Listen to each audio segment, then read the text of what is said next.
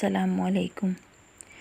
یہ لوکی کا حلوہ جب میری خالہ نے پہلی بار میرے خالو کو کھلایا تھا تو خوش ہو کے انہوں نے میری خالہ کو پورے 500 روپے دیے تھے۔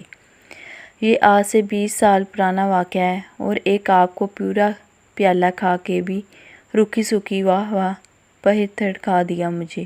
آئلہ نے ممناتی ہوئی آواز میں منہ بسوڑتے ہوئے کہا۔ ٹیشو پیپر سے منہ صاف کرتے ہوئے سفیر کے ہاتھ وہیں رک گئے۔ لمحہ بھر کو اس نے آئلہ کی طرف دیکھا جو ابھی تک شکوہ کنہ نظروں سے شوہر کو دیکھ رہی تھی۔ سفیر نے ایک وزن نیندکار کے ساتھ دیسی گھی خوشبو میں رچا بسا ٹیشو پیپر آئلہ کے ہاتھ میں پکڑی خالی پلیٹ میں یوں ادائے بے نیازی سے دھر دیا گویا کسی 5 سٹار ہوٹل کے بیڑے کو 1000 روپے کے کئی کڑکڑاتے نوٹ بطور ٹپ ادا کیے ہوں۔ پہلی بات تو یہ کہ میں تمہارا خالو نہیں ہوں، اور دوسری بات یہ کہ تم شاید بھول رہی ہو کہ عرصہ دراز تک تمہیں مجھ سے شکایت رہی کہ میں تمہارے ہاتھ کے بنے کھانوں کی تعریف نہیں کرتا۔ اب میں نے تعریف کی ہے تو تمہارا فرمائشی پروگرام چل نکلا ہے۔ میرے نانا جی نے ایک بار مجھے صحیح نصیحت کی تھی کہ پودوں اور عورتوں کی کانٹ چھانٹ کرتے رہنا چاہیے، انہیں زیادہ ڈھیل نہیں دینی چاہیے ورنہ بہت تیزی سے پھیلنے لگتے ہیں۔ پودوں کا تو جنگل بن ہی جاتا ہے لیکن عورتوں کی فرمائشوں کا جنگل توبہ توبہ۔ سفید کانوں کو ہاتھ لگاتا ہوا اٹھ کھڑا ہوا۔ آئلہ بیزاری سے برتن سمیٹنے لگی۔ فرمائشوں کا تو نہیں لیکن اس کے خوابوں کا جنگل بہت وسیع و گنا تھا۔ اب شادی کے ایک ایک کر کے امید کی ساری کلیاں دم توڑ گئی تھیں۔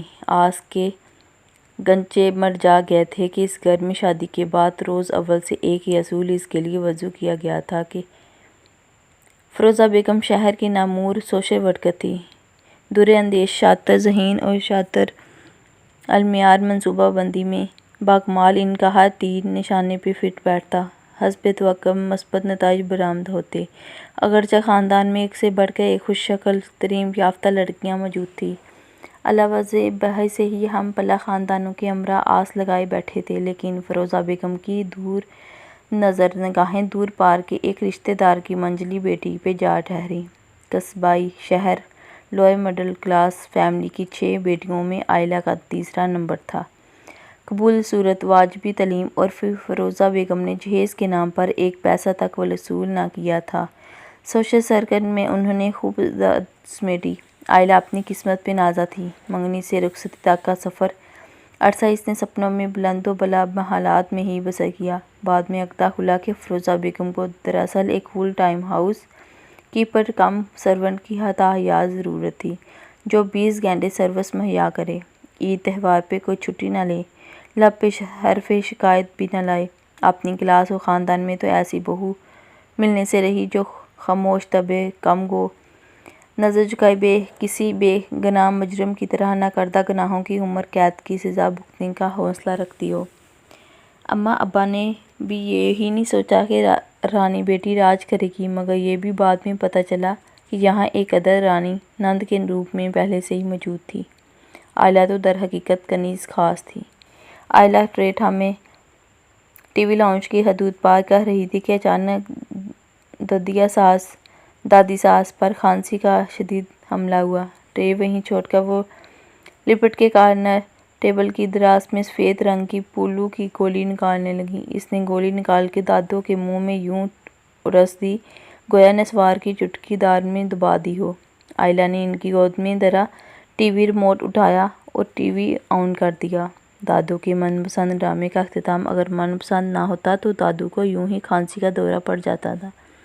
اس وقت بھی دادو غم و غصے اور بے کسی کی کیفیت سے دوچار تھی۔ آئلہ ان کی پیٹ سہلا رہی تھی۔ طبیعت قدرے سنبھلی تو دادو نے نظریں اٹھا کے آئلہ کی طرف دیکھا۔ دلہنیا، یہ تو کیوں منہ لٹکائے ہوئے ہے؟ کہیں پانوراما میں تیرا نام بھی تو نہیں آ گیا؟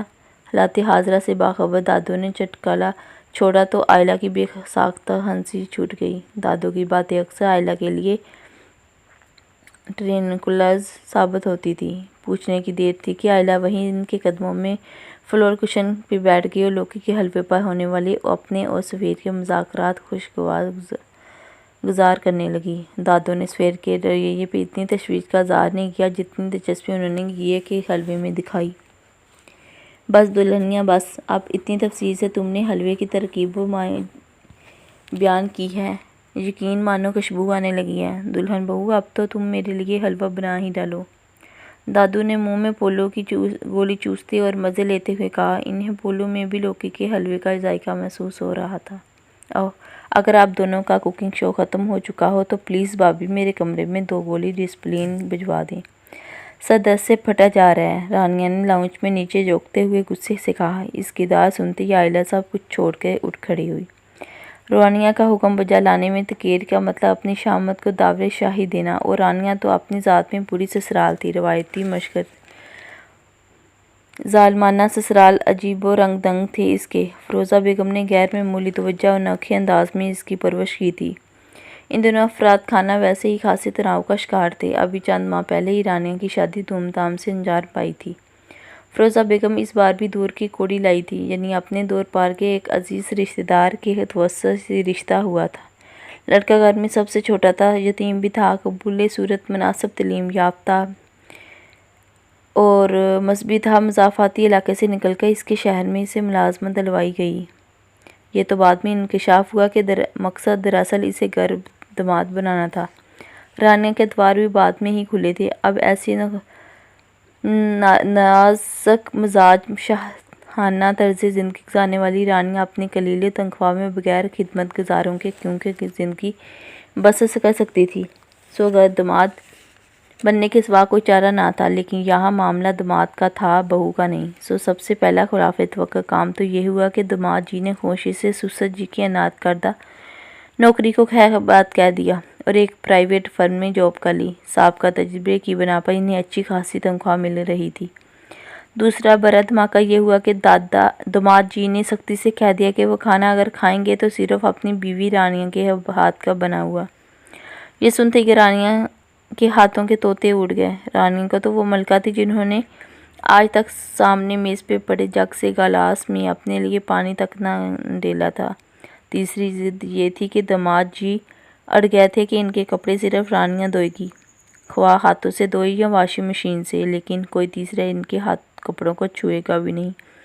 ابھی ایسی سچویشن سے سنبھل ہی نہ پاتے تھے، دوسرے آفت آن پڑی۔ سمجھ سے بالاتر تھا کہ ان حالات سے کیسے نپٹا جا سکے۔ انسان سوچتا کیا ہے اور ہوتا کچھ اور ہے۔ میں نے کتنی بار تجھے کہا تھا نا فیروزہ کہ لڑکی کو زیادہ نہیں تو تھوڑی بہت ہی کرداری سکھا، آپ اب سنبھالنے لائق تو کر، لیکن تیرے بیجا لاڈ پیار نے تو اسے ہاتھ پاؤں ہلانے کے قابل بھی نہیں چھوڑا، دادو نے فیروزہ بیگم کی سرزنش کرتے ہوئے کہا۔